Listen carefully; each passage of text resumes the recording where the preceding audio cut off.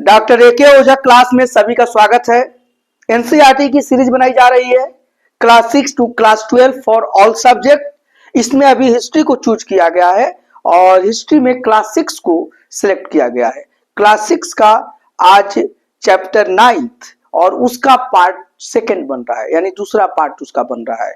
देखिए हमने लिख दिया है NCERT history class 6 chapter 9 part 2। और अगर आपके पास बुक है तो आप बुक का पेज संख्या 87 खोल लीजिए और देखिए यहाँ लिख दिया हूँ 87 और 87 से पेज संख्या 90 या 90 तक मैं पढ़ाऊंगा।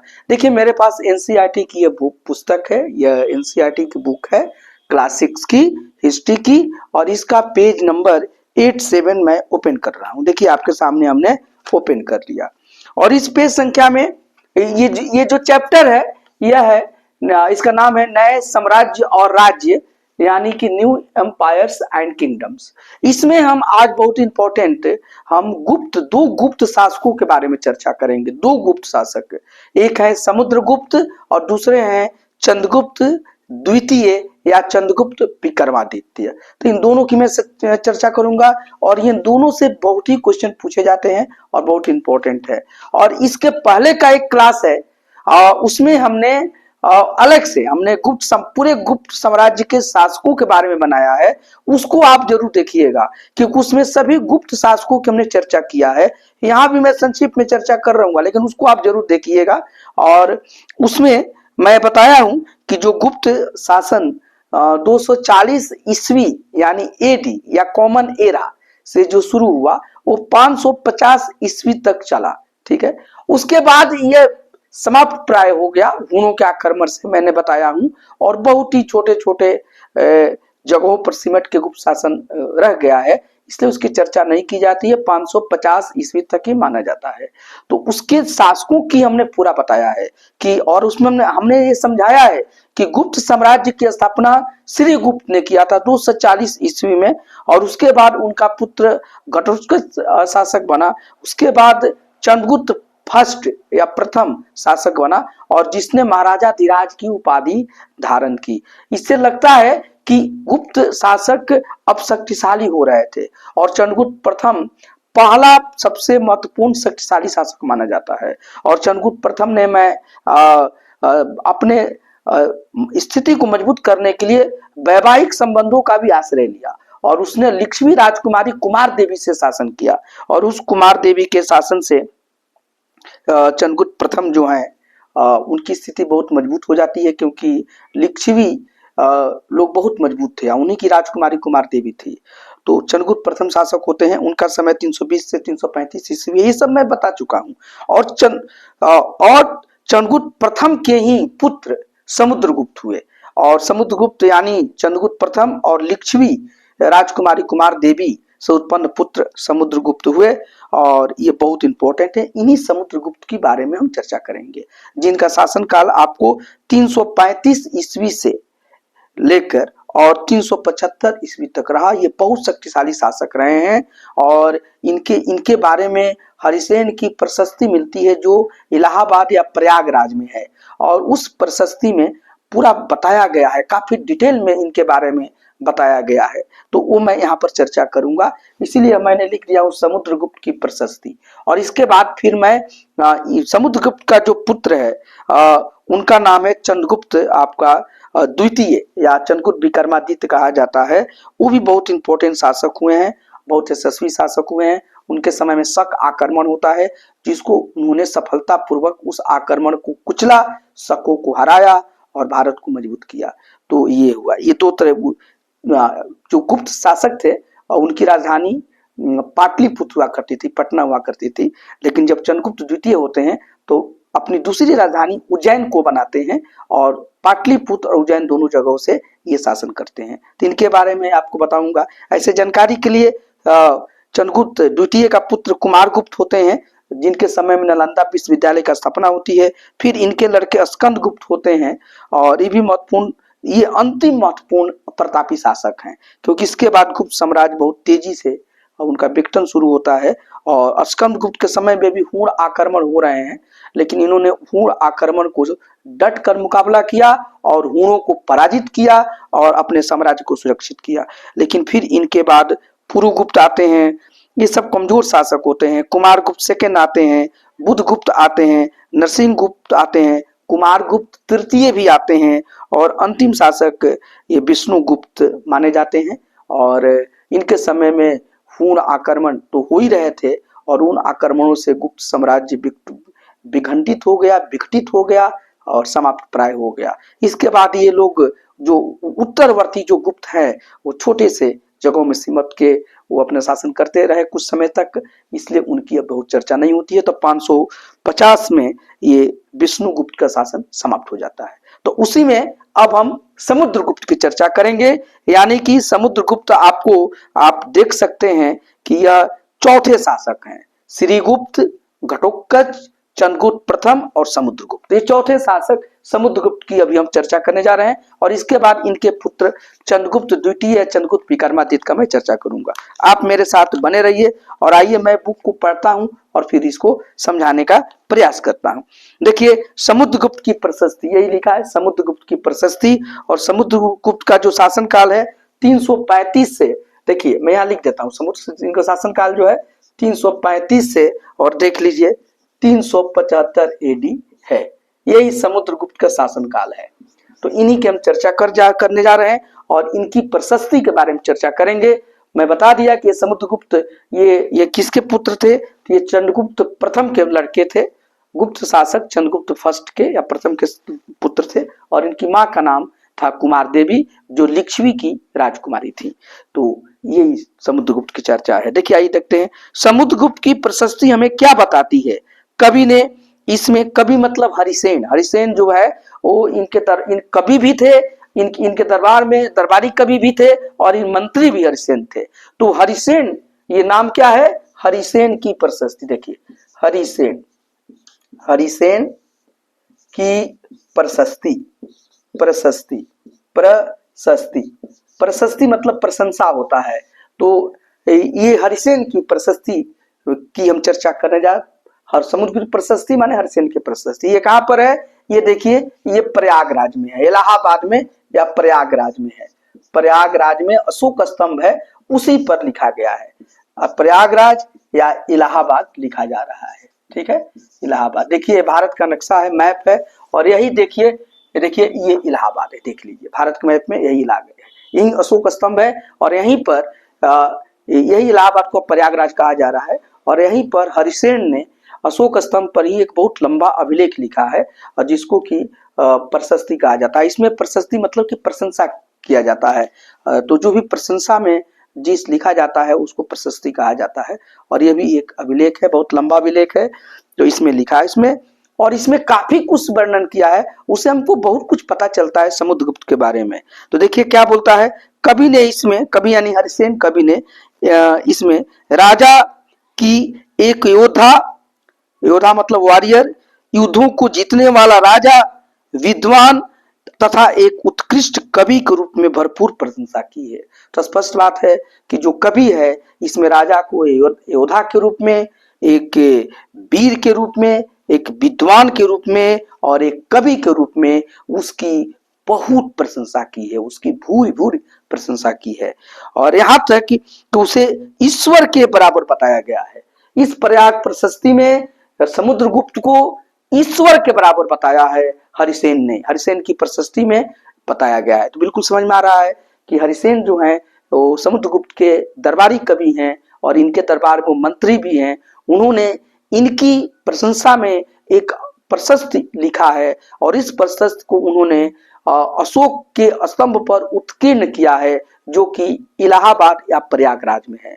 और उस प्रशस्ति में वो समुद्रगुप्त के बारे में बहुत कुछ जानकारी दे रहे हैं, लेकिन सबसे पहले समुद्रगुप्त को वो इसमें एक बहुत बड़ा वीर योद्धा, बहुत ही एक ब्रेव वॉरियर, इनको एक कवि, इनको विद्वान, ये सब कुछ बताते हैं। और युद्धों को जीतने वाला राजा बताते हैं कि ऐसा राजा है कि युद्ध को जीतते हैं, ये हारते ही नहीं है और युद्ध को, किसी भी युद्ध को ये जीतते हैं। और इनकी तुलना ये इस प्रशस्ति में ईश्वर से की गई है। साथ ही साथ प्रशस्ति में लंबे लंबे वाक्य दिए गए हैं।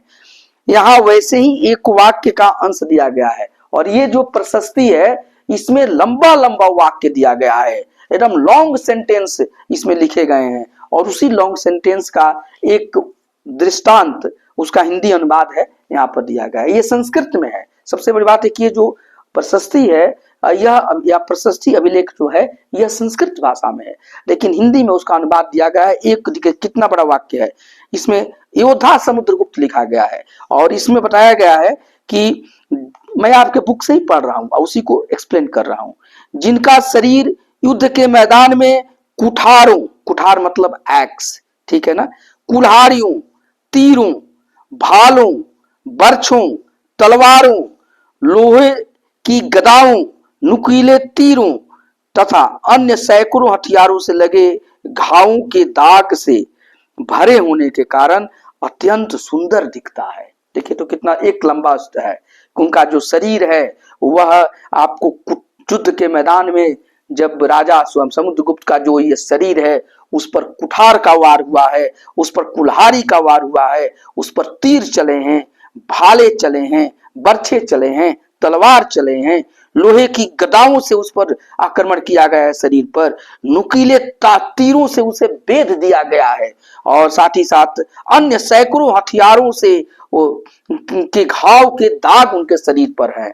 और ये इस सब चीजों दागों से भरे होने के कारण उनका शरीर बहुत ही आपको अत्यंत सुंदर दिखता है। और इसीलिए इसका शीर्षक योद्धा समुद्रगुप्त कहा गया है कि वो योद्धा समुद्रगुप्त है, क्योंकि जो भी योद्धा है, जो ग्रेट वॉरियर है, जब तक उसके शरीर पर घाव के निशान न हो, युद्ध के मैदान में लगे घाव के, तब तक उसका शरीर सुंदर कैसे कहा जाएगा, ये इसमें वर्णन किया गया है।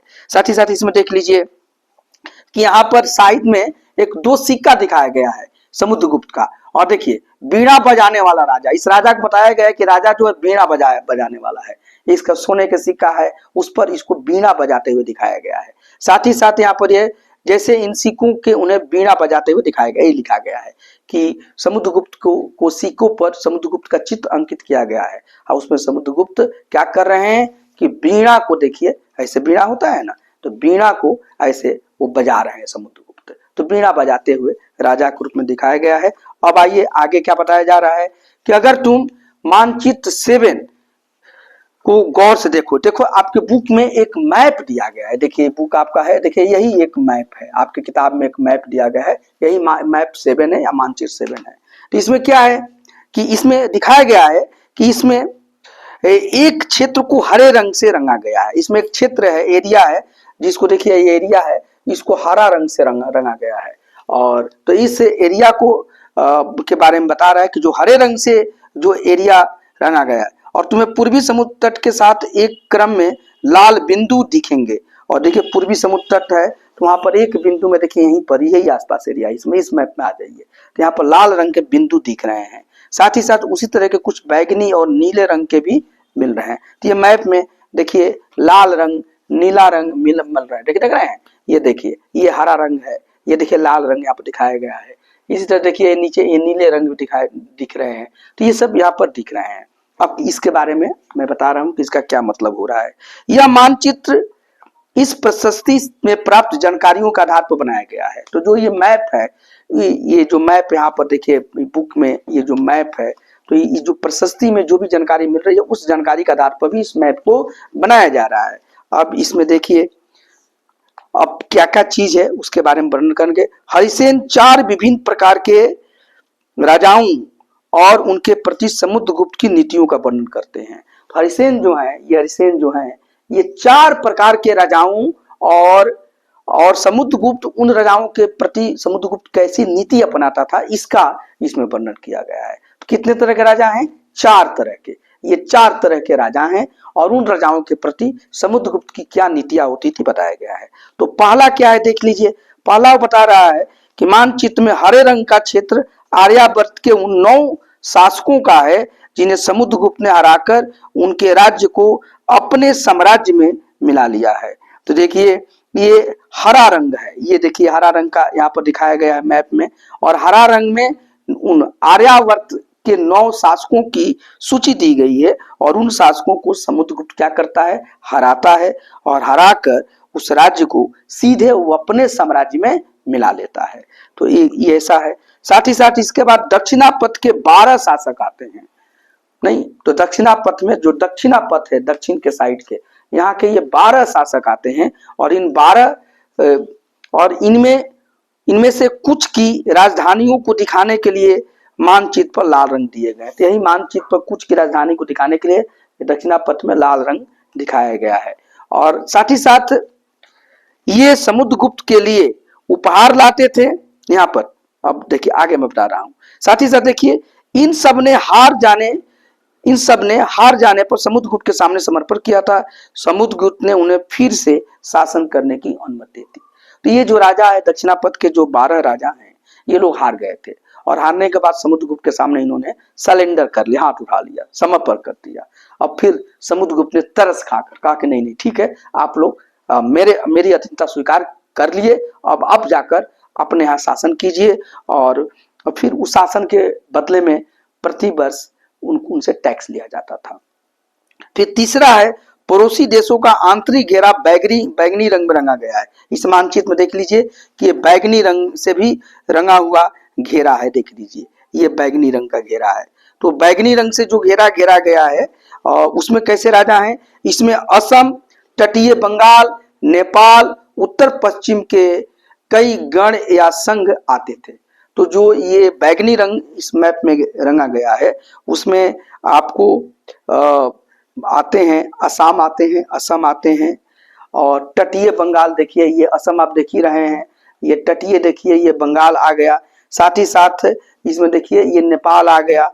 इसके साथ ही साथ इसमें उत्तर पश्चिम के कई गण, उत्तर पश्चिम यही है, यहाँ के कई गण या संघ इसमें आते हैं। ये समुद्रगुप्त के लिए उपहार लाते थे और उनकी आज्ञाओं का पालन करते थे, उनके दरबार में उपस्थित हुआ करते थे।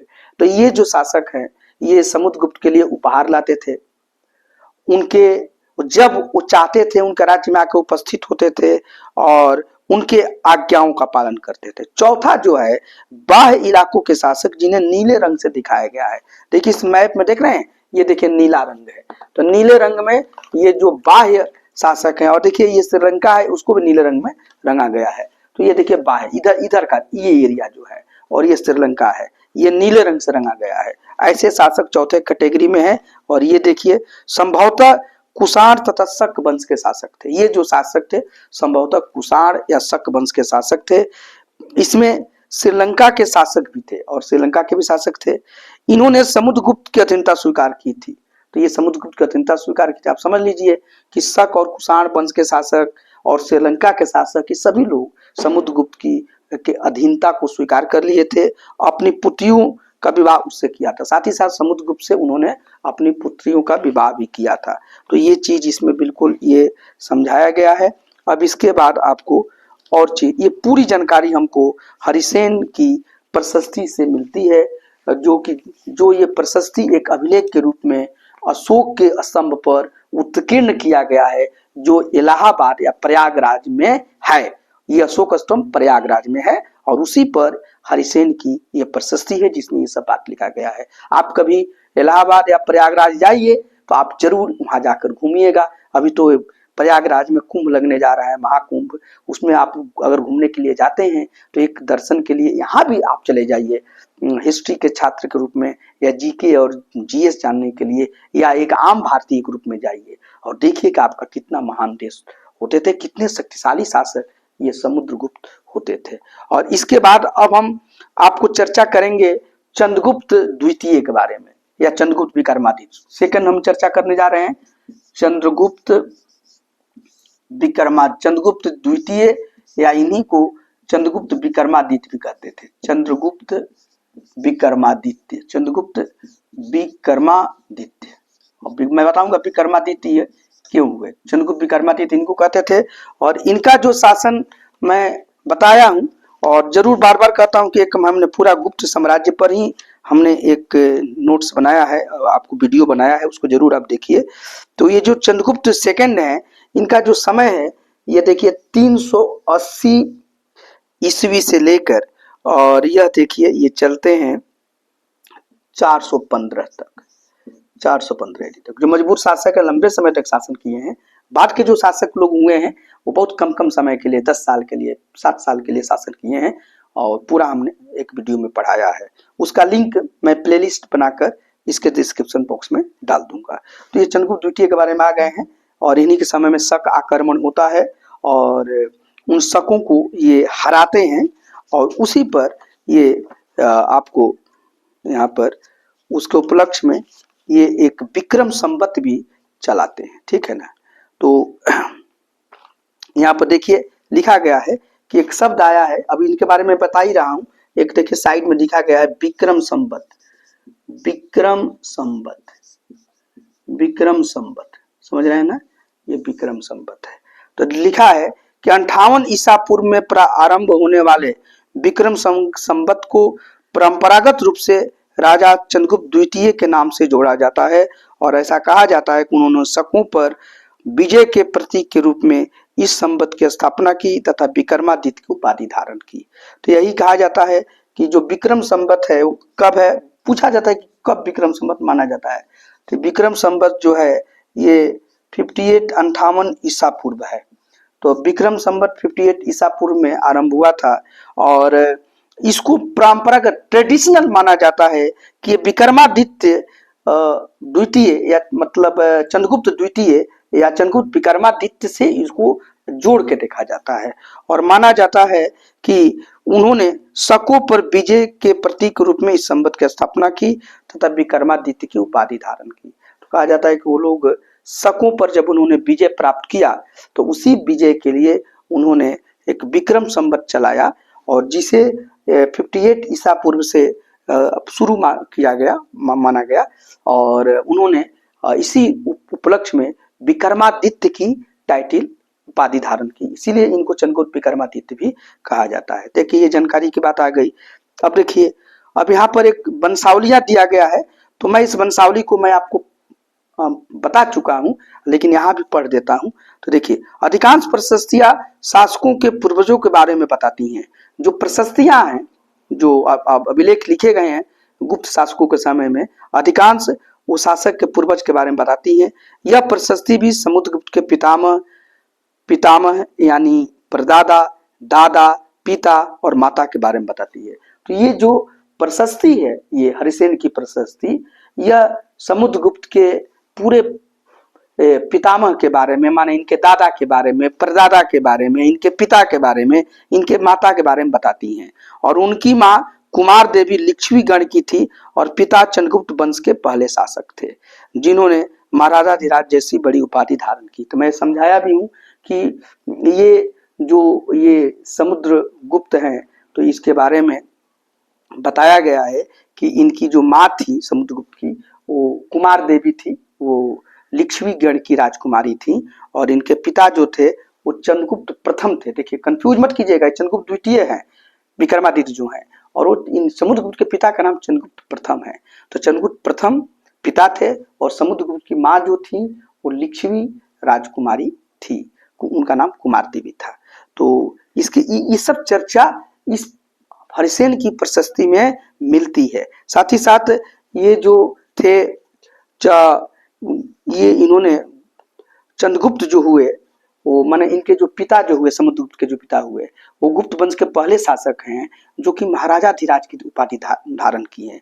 और तो और ये इसके साथ साथ उनके दादा और परदादा महाराजा के रूप में उल्लेख है, और जो ये समुद्रगुप्त हैं इनके दादा और परदादा को महाराजा बताया गया है। माने समुद्रगुप्त के पिता महाराजाधिराज की उपाधि धारण किए हैं, और दादा परदादा महाराजा के रूप में है। तो इसका मतलब कि महाराजाधिराज महाराजा से बड़ा है, और इनकी शक्ति बढ़ रही है। इससे यह आभास मिलता है कि धीरे धीरे इस वंश का महत्व बढ़ रहा था। समुद्रगुप्त के बारे में हमें उनके बाद के शासकों, जैसे उनके बेटे चंद्रगुप्त द्वितीय की वंशावली से भी जानकारी मिलती है। अब जो ये चंद्रगुप्त द्वितीय हैं, इससे भी समुद्रगुप्त के बारे में जानकारी मिलती है। इनके समय में भी जो अभिलेख मिले हैं उसमें भी, या जो वंशावली मिली है चंद्रगुप्त द्वितीय, चंद्रगुप्त विक्रमादित्य के समय में, उससे भी इनके पिता समुद्रगुप्त के बारे में जानकारी मिलती है। और उनके बारे में अभिलेखों तथा सिक्कों से पता चलता है। साथ ही साथ इनके समय, इन समय के जो अभिलेख और सिक्के हैं, क्वाइंस है, उससे भी इन लोगों के बारे में काफी कुछ जानकारी हमें मिलती है। और देखिए साथ ही साथ उन्होंने पश्चिम भारत में सैन्य अभियान में अंतिम शक शासक को पराजित किया। और माना जाता है कि ये जो चंद्रगुप्त द्वितीय जो हैं, वह जो पश्चिम भारत में, देखिए पश्चिम भारत में ही ये शक लोग थे। और तो ये पश्चिम भारत में जो शक थे, ये गुजरात वगैरह ये सब शक वहां पर थे। तो पश्चिम भारत में जो शक शासक थे, और उसमें जो अंतिम शासक जो शक शासक था, उसको चंद्रगुप्त द्वितीय या चंद्रगुप्त विक्रमादित्य ने पराजित किया। कंफ्यूज मत कीजिएगा, चंद्रगुप्त द्वितीय समुद्रगुप्त के पुत्र हैं और चंद्रगुप्त प्रथम समुद्रगुप्त के पिता हैं। याद आ गया कि समुद्रगुप्त को बीच में रखिए, और समुद्रगुप्त के पिता चंद्रगुप्त प्रथम हुए और समुद्रगुप्त का पुत्र चंद्रगुप्त द्वितीय हुए, और यही चंद्रगुप्त द्वितीय विक्रमादित्य उपाधि धारण करते हैं। और ये चंद्रगुप्त द्वितीय जो होते हैं, ये अपनी राजधानी पाटलिपुत्र के साथ साथ उज्जैन में भी लेके जाते हैं, उज्जैन में भी बनाते हैं। चंद्रगुप्त द्वितीय जो है वो पश्चिम भारत में शासन करने वाले शक को, अंतिम शक शासक को वो पराजित करते हैं। ठीक है ना, ये बहुत बड़ी इनकी उपलब्धि मानी जाती है। और साथ ही साथ ये भी कहा जाता है कि उनके दरबार विद्वानों से भरा था। इनमें से कुछ के बारे में अगले चैप्टर में, आपको 10वां चैप्टर में बताया जाएगा, तो उसी से चर्चा करेंगे। जैसे और इनके दरबार में जैसे कालिदास का नाम सुनते हैं, तो कालिदास भी इनके दरबार में होते थे। तो इनके दरबार में बड़े बड़े 8 दिग्गज विद्वान होते थे, नहीं नवरत्न होते थे, और ये लोग रत्न के रूप में उनको रखते थे। तो कालिदास भी इनके तो एक विद्वान में थे, और कालिदास चंद्रगुप्त विक्रमादित्य के ही समकालीन थे। तो ये सब चर्चा आता है, तो इतना आपको पता चल गया होगा। अब इसके बाद मैं हर्षवर्धन के बारे में और हर्षचरित के बारे में बताऊंगा। फिर उसके बाद पल्लव, चालुक्य और पुलकेशिन द्वितीय की प्रशस्तियों के बारे में मैं चर्चा करूंगा। तो आप हमारे साथ बने रहिए, रेगुलर क्लास देखिए। अभी तक आप डॉक्टर ए.के. ओझा यूट्यूब चैनल को सब्सक्राइब नहीं किए हैं तो प्लीज कर लीजिए, आपके लिए बहुत ही फायदेमंद होने जा रहा है। और आप इसको शेयर भी कीजिए, क्योंकि आपके जो दोस्त हैं, मित्र हैं, फ्रेंड्स हैं, वो भी इससे लाभान्वित हो, बेनिफिटेड हो। और आपके मन में कुछ बात हो तो उसे जरूर कमेंट सेक्शन में उसे डालिए। अब मैं हर कमेंट को पढ़ता हूँ, और इसी के साथ साथ आपको जरूर ये पसंद आता होगा तो आप इसे लाइक कीजिए, क्योंकि मैं बहुत इसको सरलता से बताने का प्रयास करता हूँ। साथ ही साथ इस वीडियो के साथ साथ इसके पहले के भी सभी वीडियो को आप देखिए, और सभी का लिंक आपको डिस्क्रिप्शन बॉक्स में एक प्लेलिस्ट के रूप में मिलेगा, तो उसको जरूर देखिए, आपको क्लैरिटी होगी। हमें लगता है कि इस क्लास से आपको बहुत लाभ मिला होगा। थैंक यू, धन्यवाद।